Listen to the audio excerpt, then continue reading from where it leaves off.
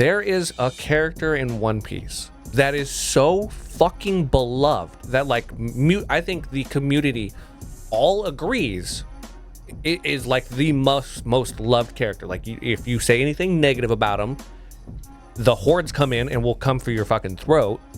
And like there's literally, you can't really complain or say anything bad about him.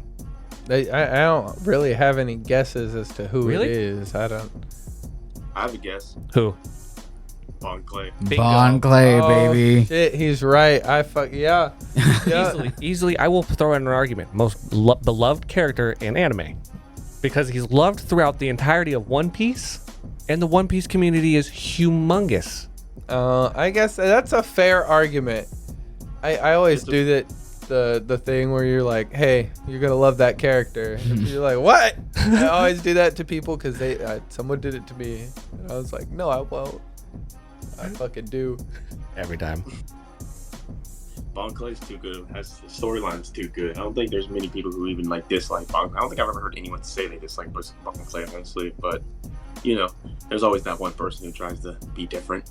If you dislike Bon Clay, you just weren't paying attention. Seriously, you weren't watching One Piece. You haven't got to Impel Down yet. Or that, yeah. Sorry, it's true. I thought it was That's funny. the only reason why you would have a problem with Bon Clay. It's fair. Honestly, about that. I mean, because Japan like appraises their otakus over there, so there's no reason to even be like that.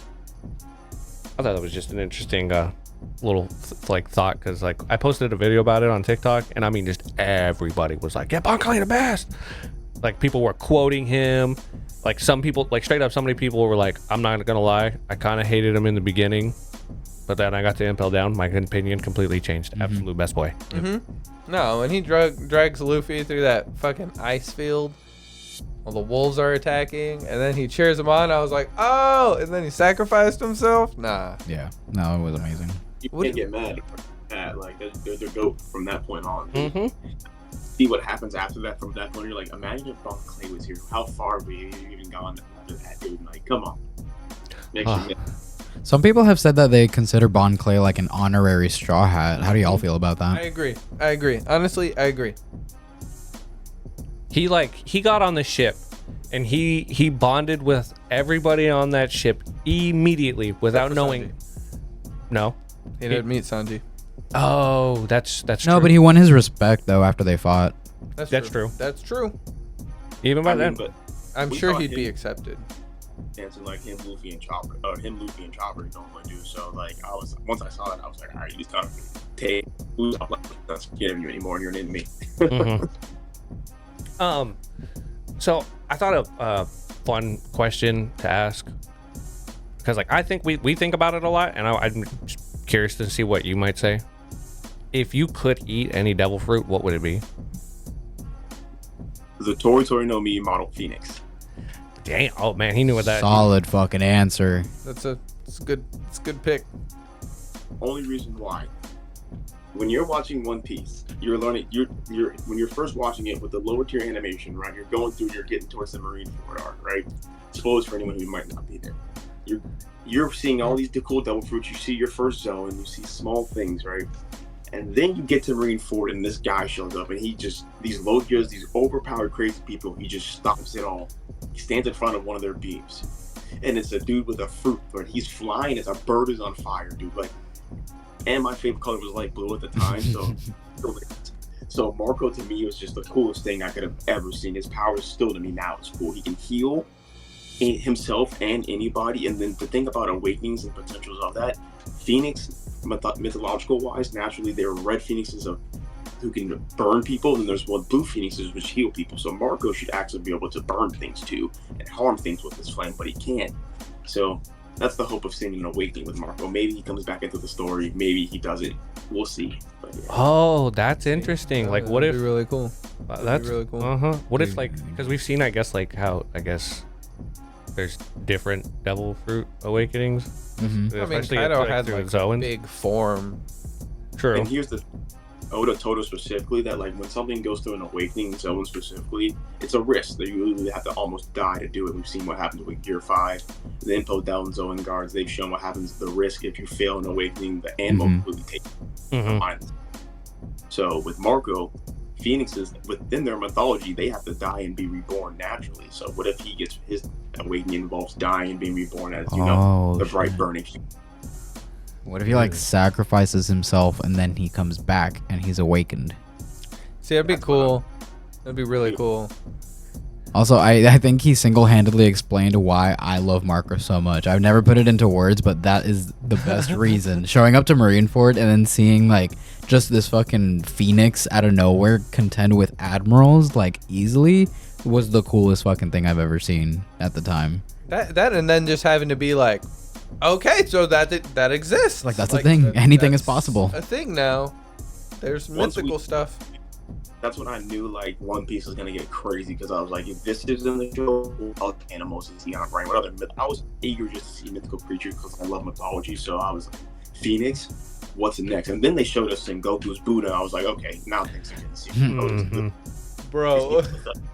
Dude, I wasn't expecting that. It was like, oh, boom, there's a Buddha. I was like, oh god, that's what the like I guess awakened version of a human fruit would be, but that's base model Buddha. Terrifying. Oh my god.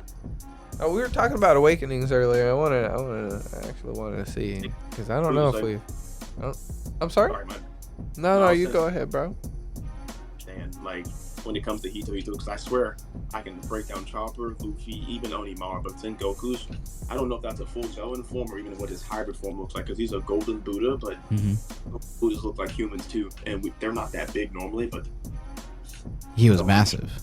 Why he's so massive? That's the only thing that confuses me too. So I wonder if we'll ever get a little bit more explanation on his devil fruit specifically, because I know he's retired, but I feel like he's still semi part of the story, right?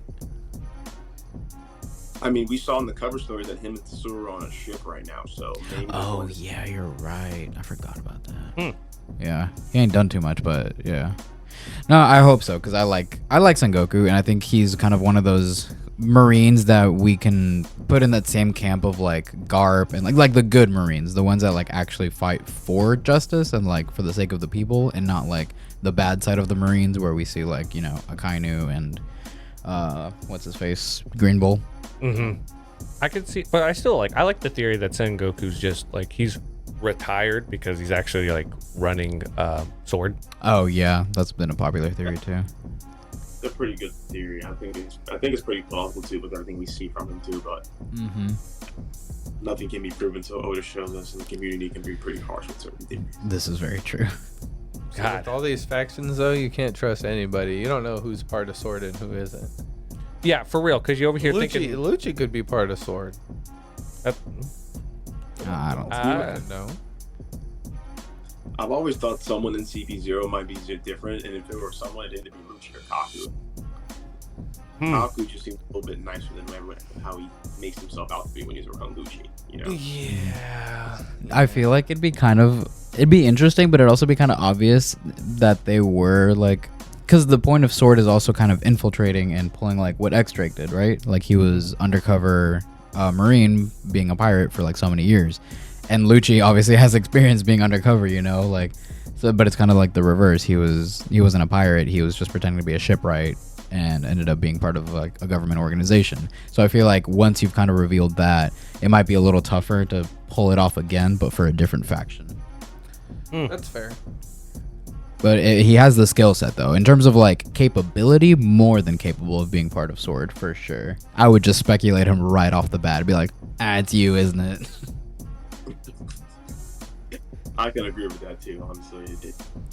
I mean, CP0 be making moves on like high levels though, like direct orders under the Gorosei. The fact that Lucci stepped out of line as hard as he did. He was prideful. That was pretty crazy. Yeah. Actually. And they also got duped by Stussy too. Stussy was like, you know, undercover, I guess. A double agent. Yeah. See, I could see her being a part of it. What's up? Oh. Nice. Very good. Oh, okay. Did you guys expect us to run through CP0 as quick as we're running through them?